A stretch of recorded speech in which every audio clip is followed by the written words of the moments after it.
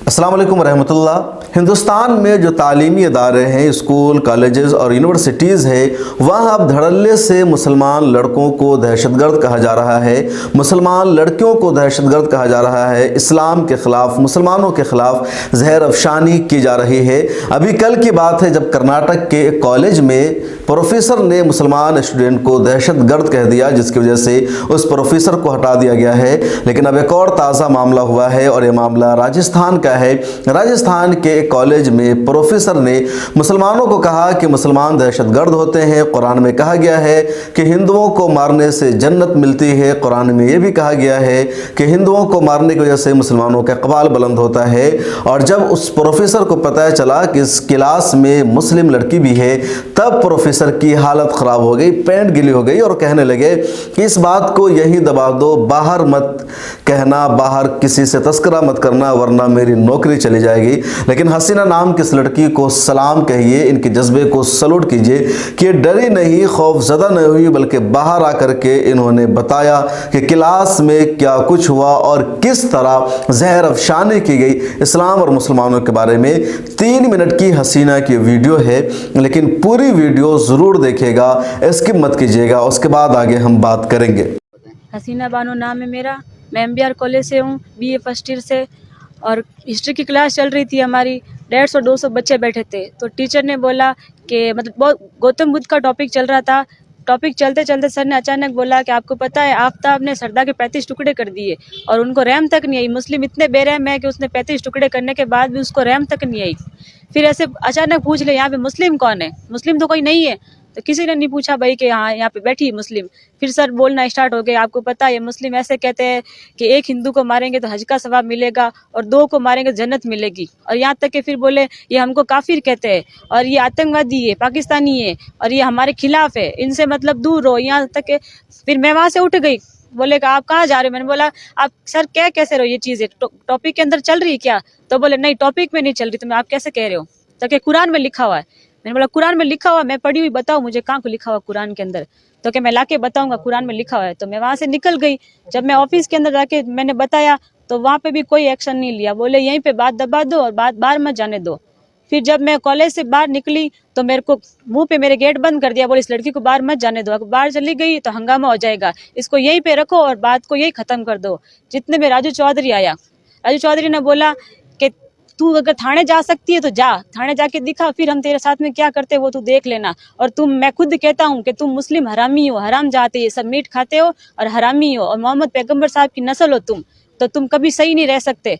ऐसे करके फिर मैंने उसको बोला तू इतना मत बोल तू, और यहाँ पे मैं थाने जाऊंगी, फिर बाहर निकले तो बस मेरे को एक बार। तो मेरे को बोले जा बाहर जाके दिखा। ऐसे करके मेरे पाँव पे गाड़ी चढ़ा दी उसने। फिर गाड़ी चढ़ाने के बाद में बोले लड़की को अंदर लो। कॉलेज के अंदर 2 घंटे मेरे को बैठा के रखा, बोले बाहर चली गई तो तेरे को पता ही हम इतने सारे लड़के और क्या करेंगे तेरे साथ में। मेरे को जबरदस्ती अंदर बंद करके रखा सारे लड़कों ने। फिर मैंने बाहर निकलने के लिए मैंने हाँ बोला, ठीक है मैं किसी को नहीं बोलूंगी बाहर जाके। फिर मैं जब बाहर आई तो सारे लड़के मेरे आसपास घूमते रहे कि अगर घर पे नहीं, तू घर पे गई तो ठीक है और थाने चली गई तो तेरे को पता ही हम तेरे पीछे ही आ रहे हैं। फिर भी मैं डर के मारे मैं बाहर भी आई, मैंने टीचर को कॉल किया तो उन्होंने भी मेरा कॉल अटेंड नहीं किया। फिर भी मैं घर पे आई, मैं घर पे अभी किसी को भी नहीं बताया।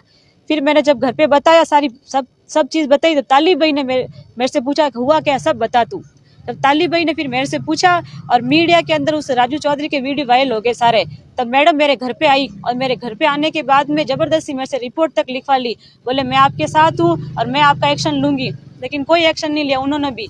21 तारीख की बात थी, 27 तारीख को मैडम ने रिपोर्ट भी लिखाई, लेकिन कोई एक्शन नहीं लिया अभी तक भी।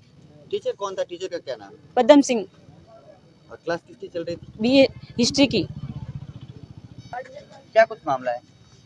ये बालोतरा MBR कॉलेज की हसीना जो BA फर्स्ट ईयर की स्टूडेंट है, वहाँ कॉलेज में हिस्ट्री की क्लास चल रही थी और वहाँ के ही प्रोफेसर पद्म सिंह जी, उनके द्वारा टॉपिक से बाहर जाते हुए इस्लाम के ऊपर, मोहम्मद साहब के ऊपर जातिवाद और एक भड़काऊ स्पीच देना कॉलेज के अंदर, जो कि एक विद्या का मंदिर है जहाँ विद्या से संबंध में बातें आप जो आउट ऑफ सिलेबस बात कर रहे हो, आउट ऑफ कोर्स जाके बात कर रहे हो, ऐसी गलत बयानबाजी करते हो तो ये गलत है। उसके लिए ही 21 तारीख का मैटर था, आज 1 तारीख है।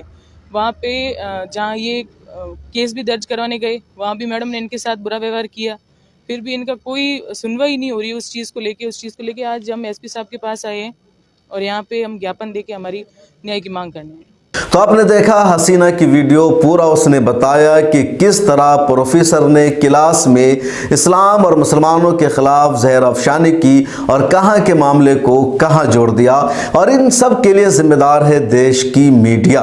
गोदी मीडिया ने जिस तरह जहर फैलाया है वो सबसे ज़्यादा शर्मनाक है। आफ्ताब पूनेवाला का जो मामला है इस्लाम और मुसलमानों से उसका कोई ताल्लुक ही नहीं है, वो कहीं भी लव जिहाद का केस नहीं है।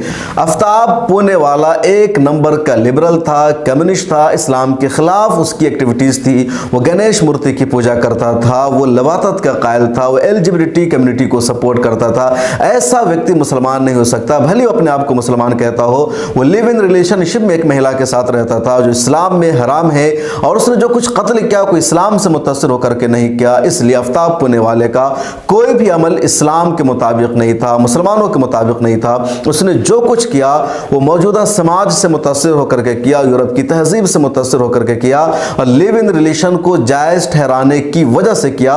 उस पर इस वजह से भी एक्शन होना चाहिए, लेकिन उसके इस पहलुओं को छोड़ करके सीधे इस्लाम और मुसलमानों से उसका रिश्ता जोड़ देना ही गलत है, सरासर झूठ पर मबनी हकीकत के खिलाफ है। और ये सब देश की गोदी मीडिया की वजह से हुआ है। कर्नाटक की बात है, पिछले दिनों वीडियो वायरल हुई थी कि प्रोफेसर ने मणिपुर कॉलेज में स्टूडेंट्स को कहा कि तुम अजमल कसाब की तरह हो, मुसलमान दहशतगर्द होते हैं, तुम दहशतगर्द हो, कह दिया। जब स्टूडेंट ने एतराज़ किया तो प्रोफेसर ने कहा कि नहीं, मैंने मजाक में कहा, तुम तो मेरे बेटे जैसे हो। स्टूडेंट ने कहा कि कोई अपने बेटे को दहशतगर्द कैसे कह सकता है। बाद में शिकायत हुई और प्रोफेसर को हटा दिया गया है। लेकिन ये मामला बढ़ता जा रहा है। कल कर्नाटक में हुआ, आज राजस्थान में हुआ है, और भी जगहों पर इस तरह की बातें की जा रही है। लगातार शिकायतें आती है कि स्टूडेंट्स के साथ कॉलेज में, यूनिवर्सिटीज़ में, स्कूल में भेदभाव होता है, और अब मामला सामने आने लगा है। जब शिक्षा के इदारे भी मुसलमानों के साथ इस तरह का भेदभाव करेंगे तो इसका मतलब यही समझा जाएगा